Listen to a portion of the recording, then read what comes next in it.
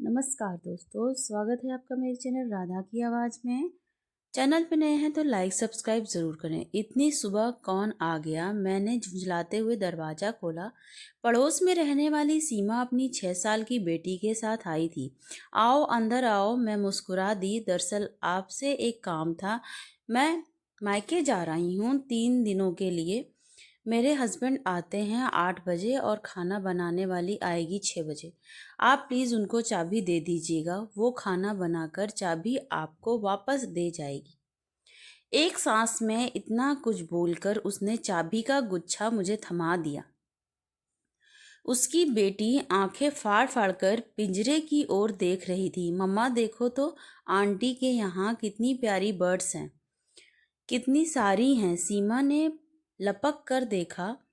हाँ, इनकी आवाज़ तो आती है। मेरी बालकनी में वाकई बहुत सुंदर हैं। अच्छा भाभी जी, मैं चलती हूँ, बहुत पैकिंग करनी है। थैंक यू सो मच इस चाबी वाली मदद के लिए। आप तो समझती ही हैं ना कि मायके जाने का उत्साह धरा रह जाता है अगर पति के खाने का जुगाड़ ना हो पाए। आप कैसे मैनेज करती हैं जब आप मायके जाती हैं? उसने तो ऐसे ही पूछ लिया, लेकिन मैं घायल हो गई। मैंने नकली मुस्कान लाते हुए कहा, मेरे पति संदीप तो मेरे साथ ही जाते हैं हमेशा, आज तक कभी अकेले नहीं गए। सीमा की आंखें फैल गई। वाह, कितने अच्छे हैं भाई साहब। तभी तो बिल्डिंग में सब आपकी जोड़ी को लैला मजनू की जोड़ी कहते हैं। वाकई आप दोनों हर जगह एक साथ जाते हैं। अब आप हैं ही इतनी खूबसूरत। सीमा तो चली गई, लेकिन मेरे मन की शांत सतह पर कंकड़ मार गई। हलचल मच गई, आंखें भीग गईं। कहीं भी अकेली नहीं जा सकती हूँ मैं, ना बाजार, ना बेटे के स्कूल, ना मायके। पति को सुंदरता को कैद करने का शौक है। पिंजरे में अनगिनत चिड़ियाँ कैद हैं और घर में सुंदर पत्नी कैद है। सारी बहनें इकट्ठा होती हैं मायके में 10-12 दिनों के लिए, लेकिन मैं 2-3 दिनों से ज़्यादा नहीं, क्योंकि अकेले यहाँ रहने नहीं देंगे और इससे ज़्यादा दिन ससुराल में संदीप रुकेंगे नहीं। आज सब याद आ रहा था। नई नई शादी हुई थी, मैं बाजार में सब्जी खरीद रही थी कि एकदम से इनकी आवाज़ सुनकर पलटी। यह अन्याय नेत्रों से मुझे घूरते हुए बोले, घर चलो, यहाँ सब्जी वाले के साथ खी करने में बहुत अच्छा लग रहा है ना।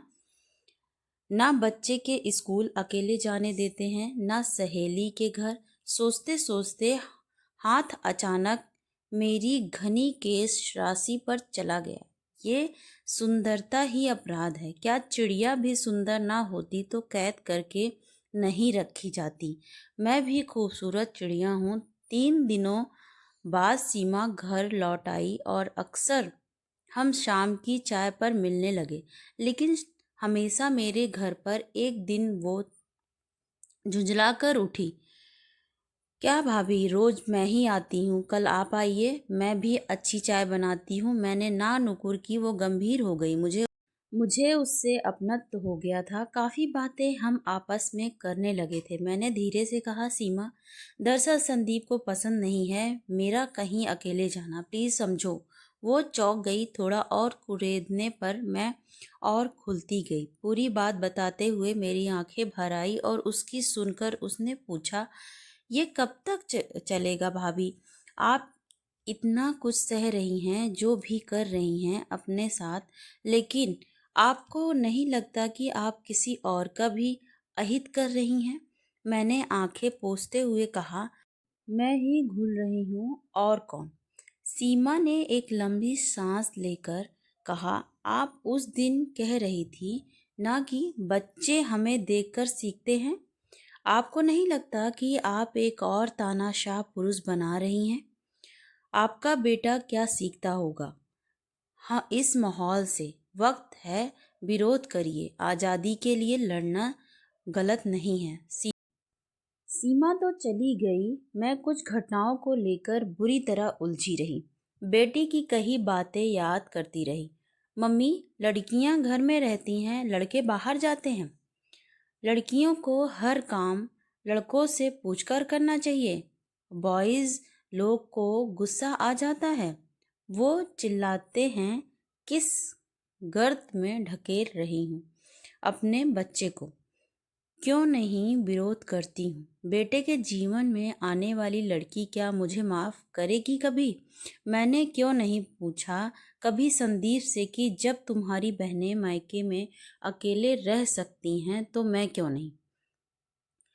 नहीं कहा कि सब्जी वाले से खीखी करने नहीं, सब्जी खरीदने जाती हूँ। बाजार पता नहीं कब किस सम्मोहन की अवस्था में पिंजरे तक पहुंची। सारी चिड़िया कैद से उड़ा दी, बस एक बाकी थी, मैं खुद।